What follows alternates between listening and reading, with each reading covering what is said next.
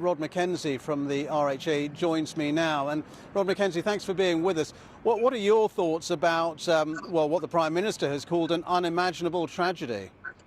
It is an absolutely appalling tragedy, and our thoughts are with the families of those who died. The circumstances of their death are horrific. This was, we can tell from the pictures behind you, Ben, a refrigerated trailer. So it's very likely that it was very cold in there. It would have been very dark. There would have been no air. And these people, these unfortunate people, would have been promised a safe crossing. In fact, they may have spent up to 5 days in the back of this sealed, freezing cold container that eventually cost them their lives. Talking about the route that they took, well, we think it's very likely that from Bulgaria, the lorry went to Cherbourg and made the crossing from Cherbourg to Rosslare, and then from Rosslare to Dublin, and then into Holyhead.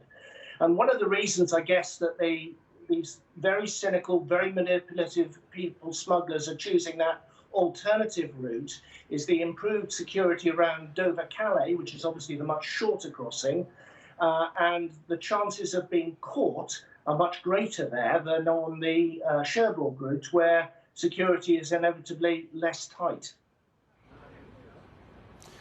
And as far as your members are concerned, how worried are they about people smugglers, and what kind of steps can they take to counter this? What is your advice to your members? Well, we all have a part to play in security, but we're up against, as you said, extremely cynical and manipulative, very well organised criminal gangs who will stop at nothing to relieve these poor people of their money and then put them in harm's way. But certainly as regards lorry drivers, many are very, very frightened about the Channel crossing at the moment. They have been, in many cases, threatened with violence, with baseball bats, with roadblocks, with all sorts of threats. And obviously there is also undoubtedly cases of bribery happening as well with some of these gangmasters. Our advice has always been, don't park up near ports. You are more vulnerable there. It's better to park up and rest further away where you might be safer. Be very vigilant. Make sure you check your vehicle for any sign of tamper or damage. But even so, these gangmasters have become adept at breaking into lorries without making it look like they have been broken into. In other words, they remove the hinges without breaking locks and then put them back again. And it's very hard in those circumstances to tell whether the lorry has been tampered with. And in terms of what the government and the border authorities are doing, should they be doing more in your view?